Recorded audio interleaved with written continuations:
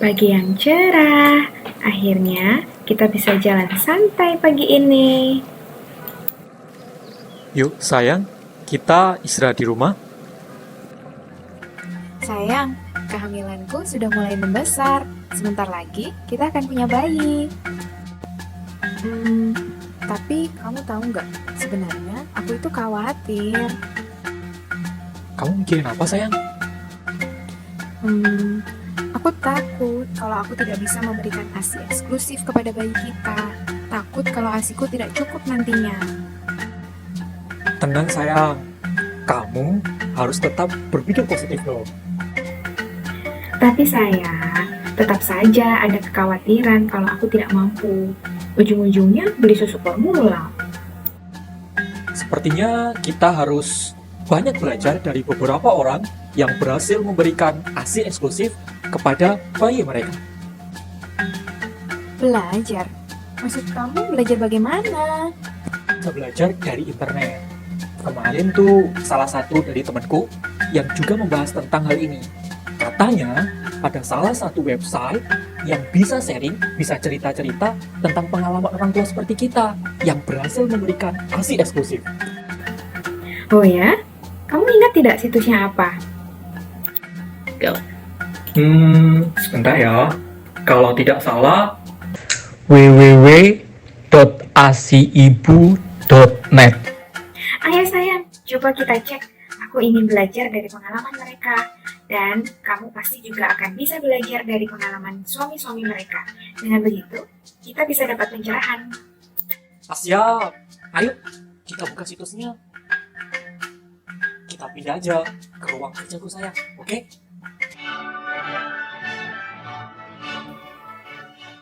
www.asiibu.net. Klik. Nah, ini dia. Sharing pengalaman. Sayang, ini nih aku dapat websitenya. Wah, bagus, sayang. Ayo kita tonton. Assalamualaikum warahmatullahi wabarakatuh. Perkenalkan, nama saya Lalu Zulkarnain dan saya mempunyai 4 orang anak.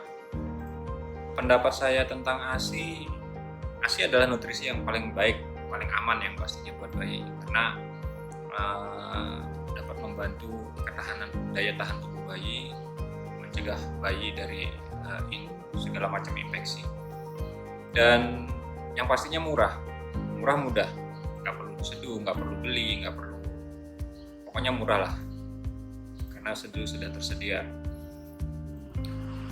Dukungan terhadap istri yang menyusui itu yang pasti memberikan support kepada istri, memberikan support,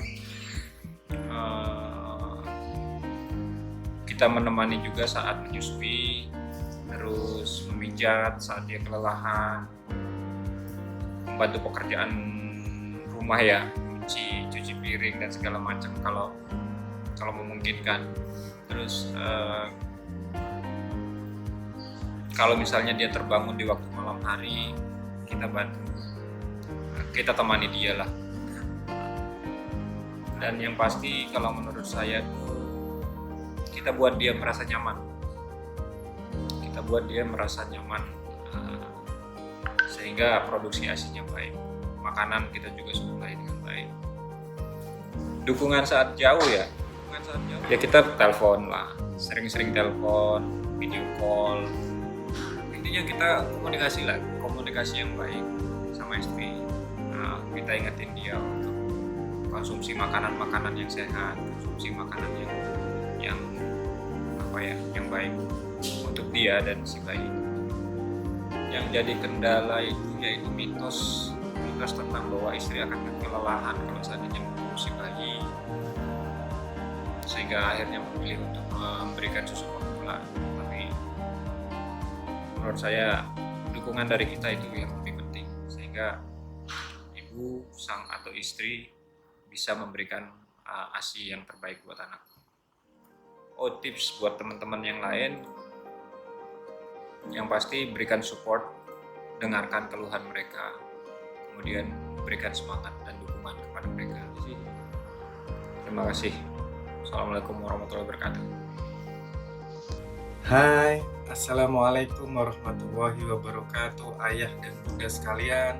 Perkenalkan, nama saya Yusuf Salaya. Saya merupakan ayah dari 3 putri. Yang pertama, Nada, usia 6 tahun. Yang kedua, Aisyah usia 4 dan tahun. yang ketiga, Azra, usia 2 tahun. Dan ketiga anak kami lulus ASI eksklusif. Apa saja persiapan yang ayah lakukan sebelum bunda melahirkan? Saya banyak membaca dari buku ayah ASI dan berbagai sumber internet lainnya tentang ASI. Tentang apa itu hiperbilirubin atau yang biasa kita kenal dengan penyakit kuning. Kemudian saya dan istri mempersiapkan untuk membeli peralatan-peralatan pendukung yang nantinya akan dibutuhkan setelah istri saya melahirkan, seperti pompa ASI, botol ASI, dan kebutuhan lainnya yang sekiranya nanti akan dibutuhkan untuk menunjang pemberian ASI, terutama saat istri saya mulai kembali bekerja. Ayah juga berperan loh dalam pemberian ASI. Apa saja sih peran ayah dalam pemberian ASI? Peran ayah dalam pemberian ASI adalah mendukung atau mensupport ibu dalam memberikan ASI. Ayah juga membantu ibu, misalnya nih, seperti membantu memukul pundak bayi setelah minum ASI, ya. Jadi ditepuk-tepuk punggungnya setelah minum ASI sampai bayinya bersendawa. Terus kemudian bisa juga dengan membantu ibu memindahkan ASI perah ke dalam botol dan menyimpannya di freezer. Jadi setelah ibu memerah ASInya, kita pindahkan dari botol pompa ke botol-botol asid dan menyimpannya di freezer. Terus ketiga, kita bisa mendengar keluhan ibu dan memberikan support penguatan untuk terus memberikan ASI. Keempat, mendampingi istri jika menyusui pada malam hari saat bayi kehausan. Jadi saat istri bangun menyusui anak, usahakan kita juga bangun, tetap memberikan semangat kepada istri untuk memberikan ASI eksklusif. Dan kelima, bisa juga kita berbagi tugas dan memberi waktu istirahat untuk istri. Mengganti popok bayi itu bisa kita lakukan, jadi biar istri bisa beristirahat. Dan masih banyak lagi yang lainnya. Kita bisa support istri, kita bisa berperan dalam mewujudkan ASI eksklusif. Apa saja suka duka yang saya rasakan saat bunda atau istri saya memberikan ASI pada awal kelahiran? Jadi setiap anak kami punya cerita yang berbeda. Anak yang pertama, Nada, misalnya. Beberapa hari setelah istri saya melahirkan, kebetulan istri saya harus dirawat selama seminggu di rumah sakit. Saya tetap mendampingi istri dan membantunya dalam memerah ASI. Dan saya bolak-balik nih rumah sakit ke rumah untuk mengantarkan ASI ke anak saya yang berada di rumah. Karena kami berdua komitmen untuk memberikan ASI eksklusif untuk anak kami. Anak kami yang kedua, Aisyah, ini berbeda lagi.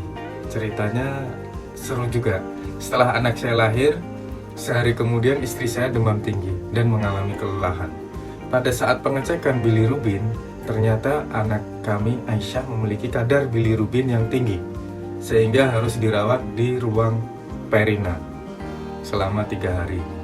Jadi selama 3 hari harus dirawat. Pada saat itu saya tetap memberikan support kepada istri untuk selalu memompa ASI dan mengantarkan istri saya untuk menjenguk bayi dan menyusui anak saya secara langsung. Pada anak yang ketiga, karena saya sudah berpengalaman dan jarak anak yang berdekatan, saya merasa lebih mudah dalam menjalaninya. Jadi anak kita yang ketiga juga mendapatkan ASI eksklusif. Manfaat apa sih yang saya rasakan pada anak yang mendapatkan ASI eksklusif? Dan mungkin nanti ayah akan merasakan ini. Manfaat apa yang ayah rasakan kepada anak ayah ketika mendapatkan ASI eksklusif? Alhamdulillah, ketiga anak kami jarang sakit, pertumbuhannya optimal, dan ASI itu, air susu ibu itu lebih ekonomis. Artinya kita tidak ada pengeluaran tambahan untuk membeli susu formula. Jadi ASI itu manfaatnya banyak sekali. Bagaimana tipsnya nih? apa tips dan pesan bagi calon ayah dan mungkin yang sudah mempunyai yang sudah menjadi ayah dan pengen menerapkan ASI eksklusif. Pesan saya bagi calon ayah ataupun yang sudah punya anak untuk menerapkan ASI eksklusif, untuk anak berikutnya ASI is the best. Jadi ASI air susu ibu adalah yang terbaik. Terus lakukan 2D, dukung dan dampingi istri dalam memberikan ASI eksklusif. Bantu apa yang bisa ayah kerjakan agar istri tidak kelelahan. Hibur atau bangun suasana rumah yang happy, yang menyenangkan, agar istri terus semangat dalam memberikan ASI. Ya, jadi tidak ada nutrisi yang sesempurna ASI. Sehingga mari kita berjuang untuk memberikan ASI eksklusif bagi anak-anak kita. Karena ASI adalah nutrisi yang paling sempurna, gratis, dan itu memberikan pertumbuhan yang optimal buat anak-anak kita. Mari kita berikan ASI eksklusif kepada anak kita. Halo, Assalamualaikum warahmatullahi wabarakatuh. Halo, nama saya Siki. Saya suami dari Nia. Ya, saya Nia. Kami anaknya Nia dan semuanya sudah memiliki pengalaman menyusui. Dan ini yang ketiga, kami masih menyusui. Saya masih menyusui anak saya umur 4 bulan. Untuk anak pertama dan anak kedua, dua-duanya menyusui dan yang kedua menyusui secara eksklusif. Hari ini kita akan berbagi seputar pengalaman menyusui secara eksklusif. Oke.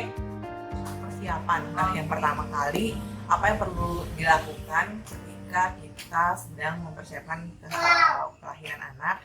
Yang saya lakukan waktu itu belajar yang pertama, karena kita tuh waktu itu banyak sekali ilmu yang belum tahu. Jadi saya ikut kelas menyusui yang diadakan oleh Asosiasi Ibu Menyusui Indonesia. Berikutnya juga baca-baca buku ya, baca buku masih ada di sini juga buku seputar menyusui. Kemudian berbagi sama suami, Ngobrol, diskusi tentang persiapan menyusui eksklusif. dan selain itu juga ketika persalinan kami mencari fasilitas kesehatan yang mendukung inisiasi menyusui ini. Dan kesehatan juga yang penting.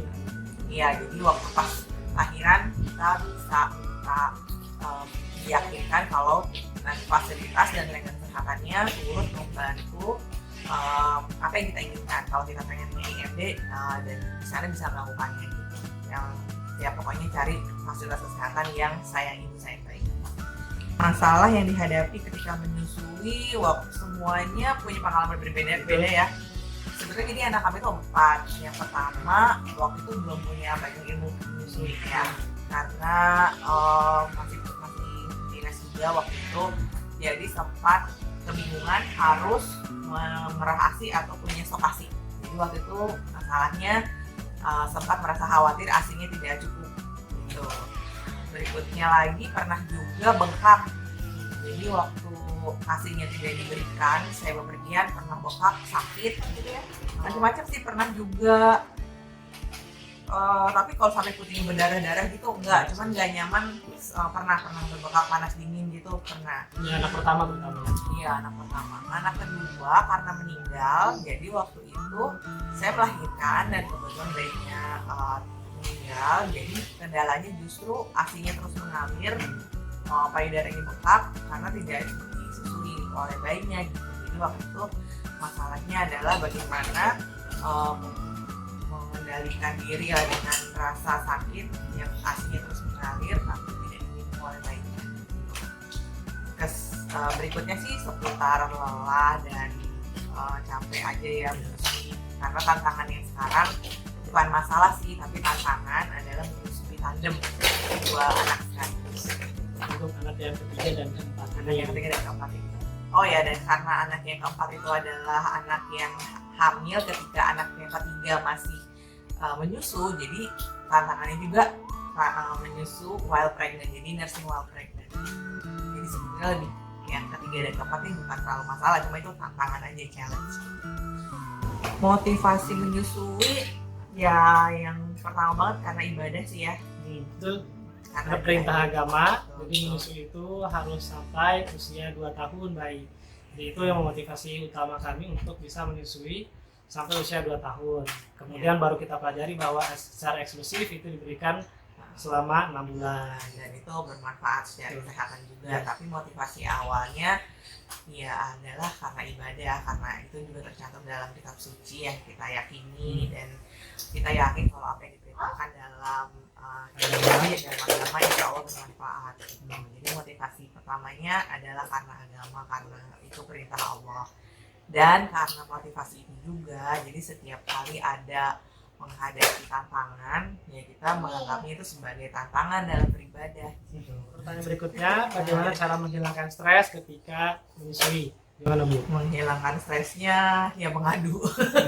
Kita curhat lah, kita diskusi, dan kita cari jalan keluarnya atau solusinya sama-sama. Jadi karena kan menyusui itu bukan hanya tanggung jawab atau tugas seorang istri, seorang ibu, tapi juga harus didukung oleh lingkungan yang tepat, itu yang terdekat adalah suami. Jadi solusinya, masalahnya dari sama-sama, solusinya pun dicari sama-sama gitu. Waktu itu sih kita nggak terlalu banyak menghadapi mitos dan fakta ya, karena mungkin sekitar kita dan juga keluarga cukup percaya dan tidak terlalu banyak intervensi. Misalnya misalnya kita nggak ngalamin seperti harus makan makanan tertentu atau harus asinya kental terus, gitu nggak ada ya, nggak terlalu banyak intervensi di situ. Jadi lebih kepada kalau saya kelelahan, kalau saya capek atau pegel-pegel badannya kayak gitu-gitu sih, stresnya itu masih manageable, masih bisa diatasi dengan komunikasi dan dukungan keluarga, terutama suami yang paling dekat bisa membantu. Persoalan kelelahan ini salah satunya dibantu dengan keringanan pekerjaan rumah ya. Jadi waktu bayi lahir saya diberikan keleluasan untuk menyusui aja gitu. Jadi untuk yang lainnya dibantu oleh anggota keluarga yang lain, bantu sama suami, dibantu sama asisten rumah tangga juga gitu. Jadi pokoknya prioritasnya menyusui aja. Yang lainnya boleh didelegasikan dulu kepada yang lain. Oke, ini ya, bagaimana dukungan suami? Gimana? bagaimana dari dulu deh jawabnya. Kalau buat saya terbantu sekali dukungan suami itu seterusnya dari awal sekali sampai nanti selesai ASI eksklusif itu tidak lepas dari dukungan suami. Dari pertama kali persiapan belajarnya, kemudian ketika bayinya lahir, yang bisa meyakinkan kita kalau ini tempat tenaga kesehatannya memang juga mendukung, fasilitas kesehatannya juga mendukung, itu kita semua cari bersama-sama gitu. Kalau di antara suaminya nggak kompak, mungkin kita juga nggak akan berhasil ya sampai menyusui secara eksklusif. Apalagi di akhir yang ketika bayinya udah lahir gitu, sampai terus bisa eksklusif itu dukungannya besar sekali. Nah, kamu sendiri apa yang kira-kira? Yang seperti tadi sudah disinggung juga, dukungan suami itu penting karena itu adalah salah satu faktor dalam keberhasilan menyusui. Menyusui itu kan tadi sudah saya bilang adalah bukan hanya tugas ibu, tapi juga tugas suami juga untuk bisa memberikan lingkungan yang tepat, dukungan, motivasi. Jadi tanpa ada dukungan suami, mungkin ibu juga akan sangat kesulitan atau bahkan gagal proses menyusui itu. Alhamdulillah bagi saya sih tidak ada tuntutan yang terlalu besar dari suami saya untuk bisa mengatur semuanya gitu. Misalnya harus masak, harus nyuci atau apa segala macam. Kalau bisa dilakukan silahkan, kalau enggak bisa dibantu juga sama yang lain. Misalnya makanan bisa beli atau bisa dimasakin gitu. Terus anak-anak yang lain juga diurus bersama-sama gitu. Jadi ketika ada si kecil yang lahir lagi, anak-anak yang lainnya dihandle sama ayahnya gitu. Terus untuk pijat oksitosin juga ya, kadang kan suka rasanya pegal sekali gitu di bagian punggung atau pada saat kita proses menyusui, dia juga ikut bantu memijat juga gitu. Itu membantu sekali sih. Terima kasih ya. Sip.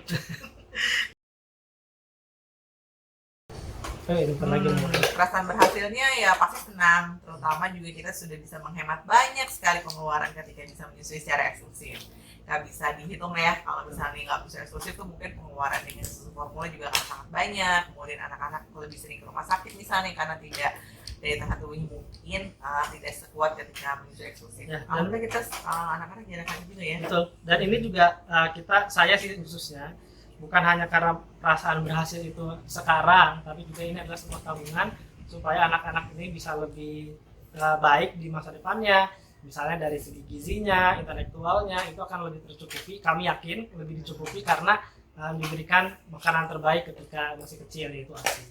Gitu. Bepergian, Oke. kalau harus bepergian ya pertama disiapkan juga support sistemnya. Misalnya orang-orang yang di rumah yang kebetulan menjaga si kecil, kalau memang perlu ditinggal ya, ya harus disiapkan juga gitu pengetahuannya yang sama. Jangan sampai kita punya ASI perah nih, tapi orang-orang di rumah nggak tahu gimana cara memberikannya, misalnya gitu. Tapi kalau misalnya bepergiannya masih bisa dibawa serta anaknya ya ikut. Kalau misalnya cuma bisa sebentar gitu ya, atau ikut ya ikut. Saya sampai saat ini sih lebih sering membawa anak-anak kalau bepergian. Tapi kalau sama sekali harus pergi sendiri, harus benar-benar tinggal anak-anak, ya dipastikan nggak cukup cuma punya ASI perah, tapi juga harus cukup bagaimana ASI perah itu sampai diminum gitu. Tips seputar menyusui, yang pertama adalah Kita mau sharing 5 tips menyusui. Yang pertama, niatkan untuk ibadah. Ya. Karena dengan motivasi ibadah maka menyusui itu akan kuat dan akan tahan gitu ya. Karena yang punya keyakinan yang kuat itu dalam rangka motivasi ibadah. Berikutnya yang kedua, belajar. Jadi jangan kenal lelah untuk belajar. Ya, belajar dari mana saja, tapi harus dari sumber terpercaya. Sehingga kita bisa tahu yang mana mitos dan fakta. Nah, kemudian menghindari segala kecemasan nantinya kalau sudah cukup ilmunya. Oke, yang ketiga adalah harus punya support system yang baik. Yang terdekat tadi adalah suami, keluarga, mungkin orang tua, itu supaya bisa mendukung sukses menyusui. Jadi harus kompak support sistemnya, komunikasinya juga baik. Ya. Yang keempat, Pantang menyerah ya. Jadi nanti kalau misalnya menghadapi hambatan, tantangan, harus pantang menyerah karena ada saja sih keras kepala ujiannya ya. dan menyusui itu harus bisa diperjuangkan. Yang terakhir, yang kelima adalah Yang kelima harus adalah memiliki komunitas ibu-ibu atau lingkungan juga, komunitas ya khususnya ibu-ibu menyusui, sehingga bergabung bisa dengan teman-teman, jadi bisa sharing. sharing. Dan kalau ada yang bisa dibantu, bisa saling membantu, dan perasaannya tidak sendiri. Kalau nanti mengalami kesulitan, itu ada perasaan tidak sendiri. Itu dia 5 tips menyusui dari kami. Selamat menyusui secara eksklusif ya, pasti bisa. Akhirnya kita mendapatkan pencerahan nih setelah menonton video tadi. Iya, aku senang sekali. Jadi, nanti kamu akan membantuku kan? Pasti. Bersama kita pasti bisa. Terima kasih, sayang.